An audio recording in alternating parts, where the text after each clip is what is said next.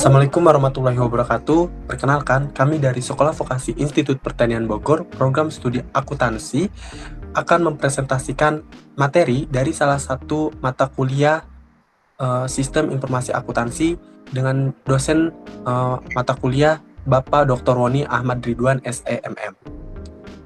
Materi yang akan kita bahas yaitu terkait dengan siklus buku besar dan pelaporan. Tapi sebelum pembahasan lebih lanjut, izinkan saya memperkenalkan anggota dari kelompok kami.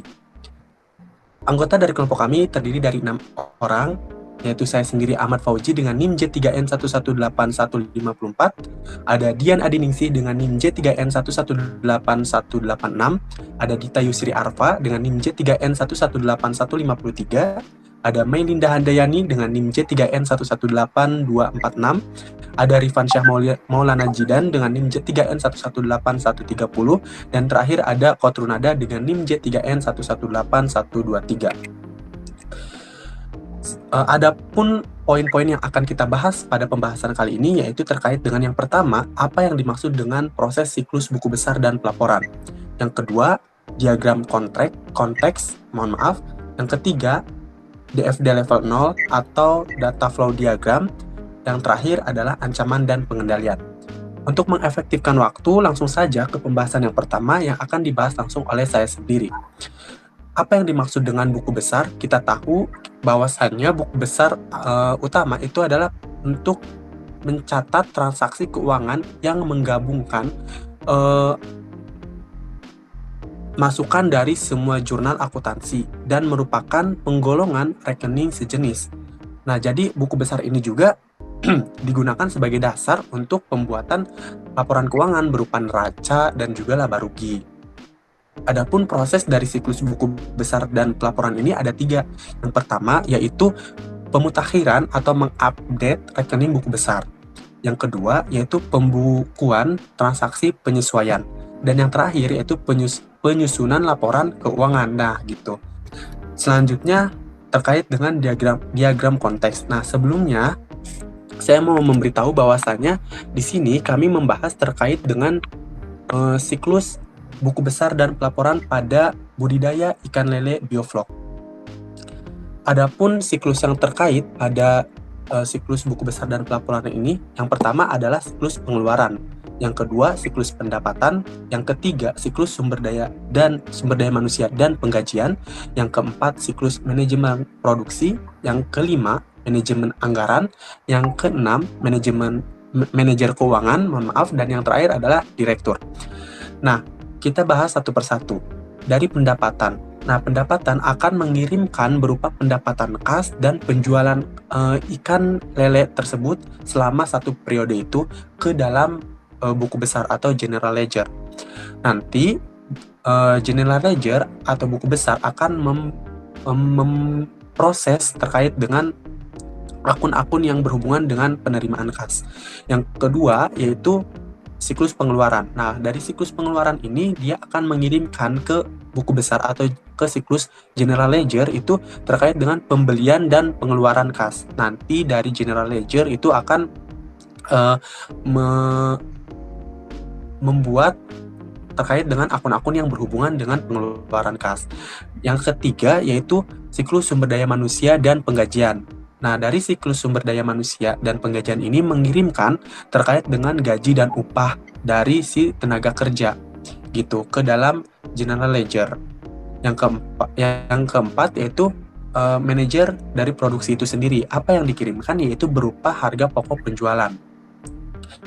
Yang kelima yaitu manajer anggaran.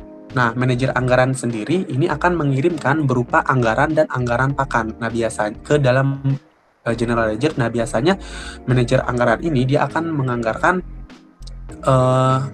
anggaran yang sudah dianggarkan sebelumnya gitu.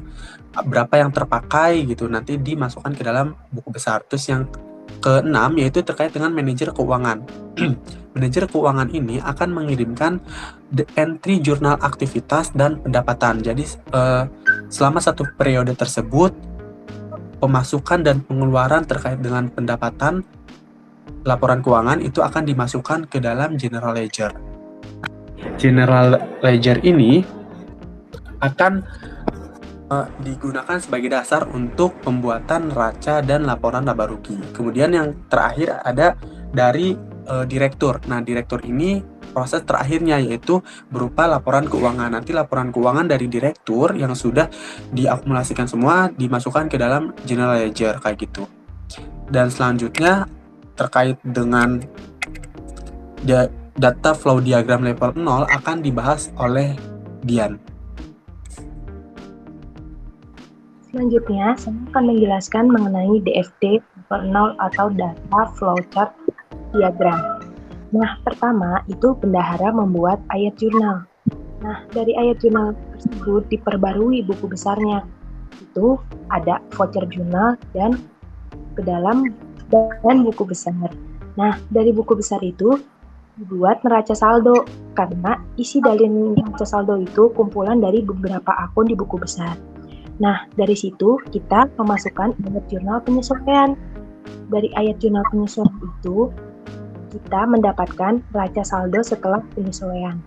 Dari neraca saldo setelah penyesuaian, kita bisa membuat laporan keuangan. Nah, dari laporan keuangan, sebelum kita laporkan ke manajer, jadi kita itu harus buat jurnal penutup. Dan jurnal tersebut dimasukkan ke dalam buku besar. Selanjutnya, baru deh dilaporkan laporan keuangan ke manajer keuangan. Selanjutnya akan dijelaskan oleh Dita Yusri.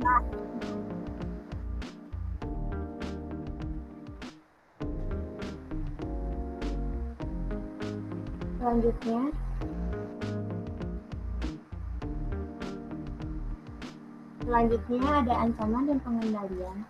Yang pertama, kesalahan atau error dalam mengupdate general ledger dan pembuatan laporan keuangan. Poin-poin yang ada di sini itu adalah pemeriksaan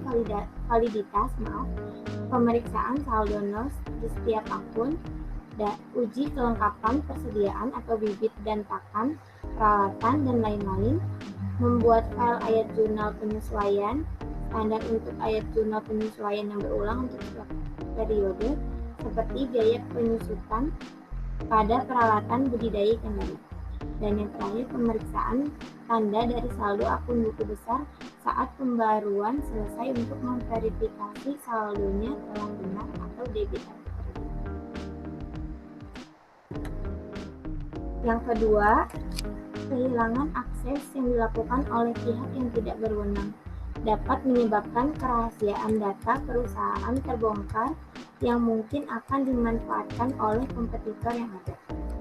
Yang poin-poinnya diantaranya tanpa otorisasi ke buku besar dapat mengakibatkan kebocoran data rahasia ke pesaing atau kerusakan buku besar. Oleh karenanya perlu memiliki pengendalian yang memadai agar dapat mencegah akses tanpa otorisasi ke buku besar.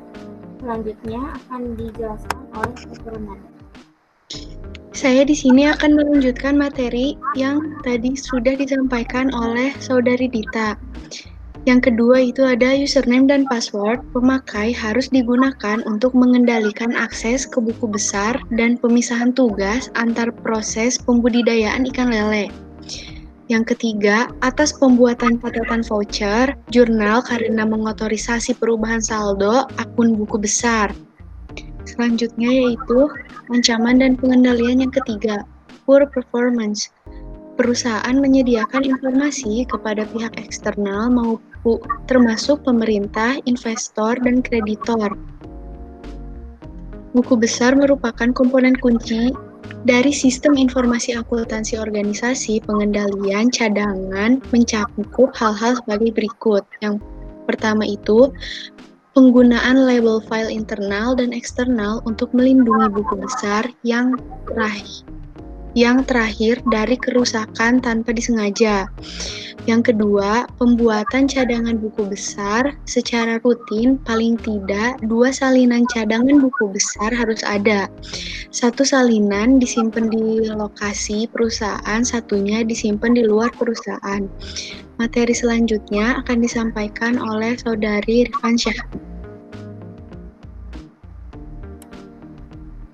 Ini ada subsistem dasar dalam sistem informasi akuntansi, ada 5 siklus subsistem yang terdiri dari pelaku, serangkaian prosedur, dan teknologi informasi, yaitu A. Expenditure cycle atau siklus pembelian, B. Production cycle atau conversion cycle atau siklus produksi, C. Revenue cycle atau siklus penjualan, human resource atau payroll cycle atau siklus penggajian. Yang kelima ada financing cycle, siklus keuangan. Terima kasih. Mungkin cukup sekian pemaparan dari kelompok 3. Mohon maaf apabila banyak kekurangan dalam tutur kata maupun penyampaian yang tidak berkenan di hati. Kami kelompok 3 minta maaf.